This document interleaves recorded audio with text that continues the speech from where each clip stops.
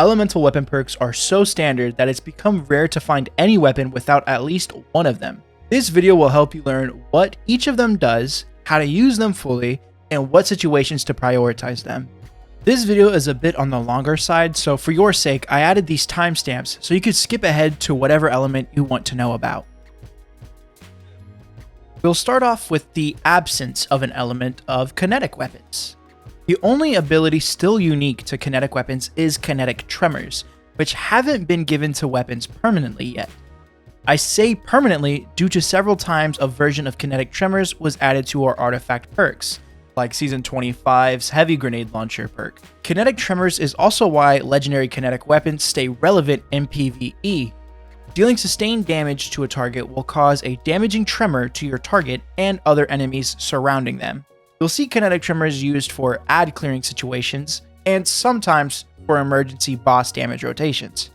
Despite its primary focus for PvE, this perk has been known in PvP as a great way to cause flinch and damaging grouped up enemies.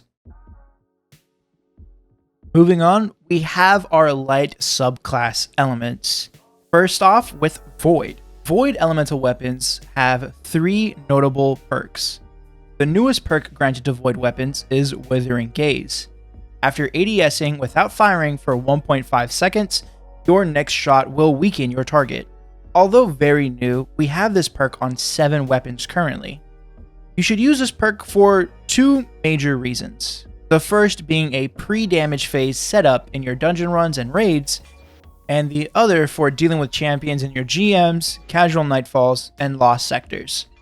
PvP wise, there isn't a good reason to run this perk as of episode Revenant, but maybe it'll get the buff it needs to boost its usage in the future.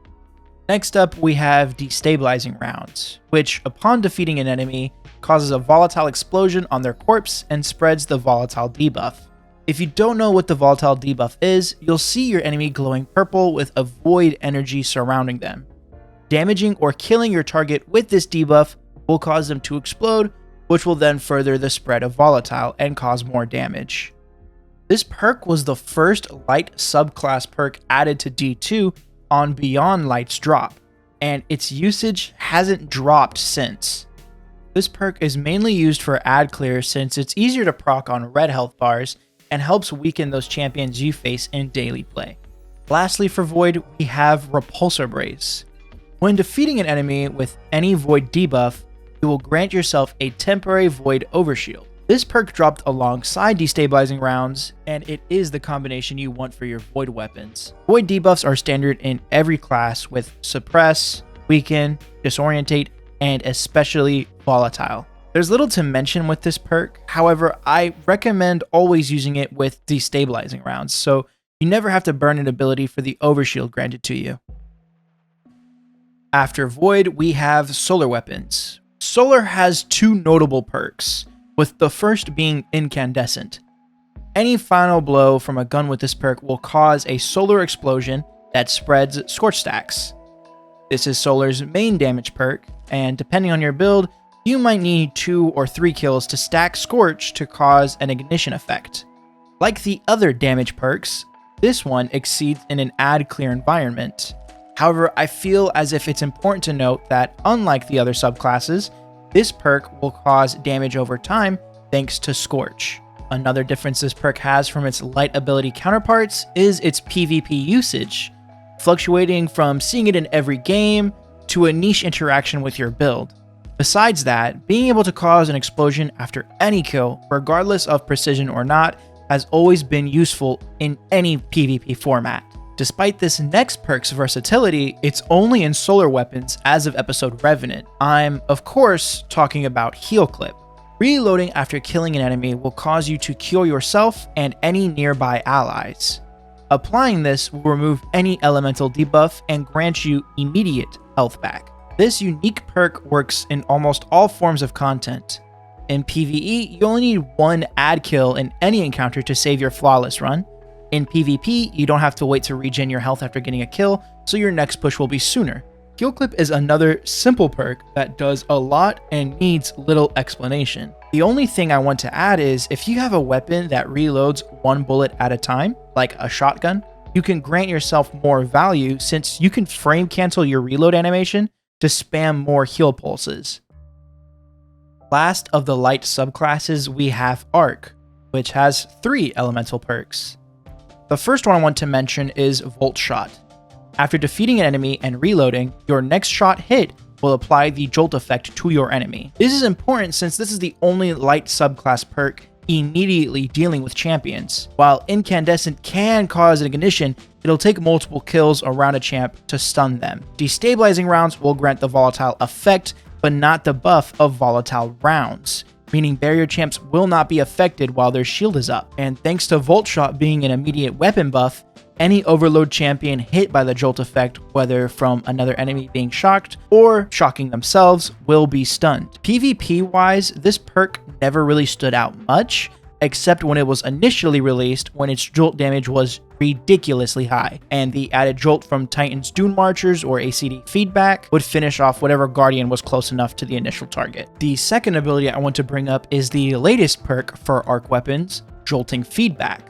Like Volt Shot, Jolting Feedback will proc the Jolt debuff, yet instead of reloading, you must deal repeated direct hit damage to your target. This is great for 2 major reasons. The first being versus bosses with lots of HP, where you can apply 2 or 3 jolts per damage phase, allowing for more build versatility in your subclass and a higher overall DPS. The second reason is if your weapon takes a lot longer to reload or has a way to reload your weapon from reserves, then you can still jolt your enemies without slowing down your damage. This perk is only on 4 weapons, 3 of which are from tonics and seasonal activities, with the last being from the Dungeon Vespers host. This perk hasn't been used in PvP much, whether that be because it is a new perk or because it doesn't work well is up to the future to decide.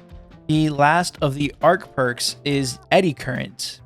This perk has had its ups and downs as it received buffs since its initial release. Its current effects work as follows. After sprinting for a second and a half, or while amplified, grant bonus reload speed and handling. Reloading after an amplified sprint grants enhanced effects. PvE wise, it makes a great combo with Volt Shot since it speeds up the reload process, and Volt Shot will grant you amplified. Besides that, you're better off looking at other perks since its bonus isn't too high on weapons that don't have an arc damage buff. PvP wise, you'll skip this. Its effects were never exactly prevalent or noticeable compared to the other perks in this column for most weapons.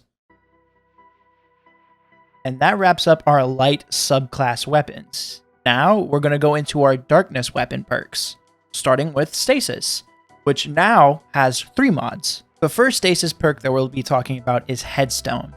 Precision kills spawn a Stasis crystal on the enemy's corpse, freezing anyone nearby. PvE wise, this perk was great for reasons beyond the surface, but now it's fallen out of relevance with a few exceptions since builds that focused around crystal shattering have fallen out of style. PvP wise, this perk was good for a few seasons after it was initially released, but now it's passed for other damage perks like Kill Clip, Encore, and even Precision Instrument. Up next, we have Chill Clip. This perk states the top half of your magazine will cause a slowing explosion. It sees heavy PvE usage, but very low PvP usage. The first thing to note with this perk is that it does not go on any primary ammo weapons. It's exclusively on special and heavy ammo weapons, which cannot be said about Headstone or the next perk that we'll be discussing. Chill Clip is a lot like Volt Shot or Jolting Feedback, since it automatically deals with champions. There is an argument of it being the best debuff perk, since it can freeze 2 types of champions, Overload on your first shot and Unstoppable champs on your second, meaning it is possible in the future for weapons with this perk being able to stun all 3 champs, which we've seen once with Critical Anomaly. Situations you'd want to use this perk would be champ stunning, debuff spreading, and boss debuff proccing. The last Stasis perk, and the newest we'll be talking about, is Rhyme Stealer. This perk grants you frost armor stacks from shattering frozen targets or crystals with your weapon. This combines well with Chill Clip and Headstone. And it wasn't until this episode that Stasis weapons had a 4th column perk related to their subclass. However, its relevance is completely dictated by how good Chill Clip or Headstone are, So if your Stasis build spawns a lot of crystals or freezes often, a weapon with this perk is recommended. Otherwise, you might find a better perk within the same column. Wrapping up our list, we have Strand, which currently has 2 perks. The first one we'll talk about is Slice, where after using your class ability, your weapon applies the Severing debuff. Hitting a non-severed enemy will refresh this buff. This is a good perk when debuffing a boss or creating Strand tangles. It only sees use in PvE, and there is not much to add to this perk besides that if you have a class ability that's easy to spam or quick to cast, this perk gets way better. While weapons with this perk are noted to be used in PvP, it's less because of the perk itself and more for the weapon. The next and last perk we'll be discussing is Hatchling.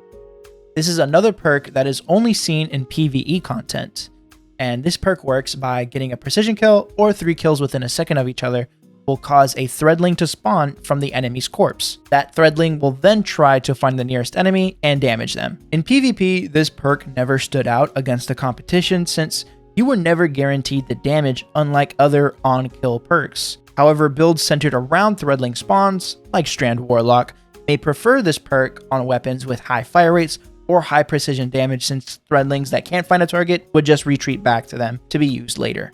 And that wraps up our long list of elemental weapon perks. I hope this helps you on your journey. Let me know if you have any questions, and if this helped enough, I'll talk about subclass affected perks. Until then, good luck out there, Guardians.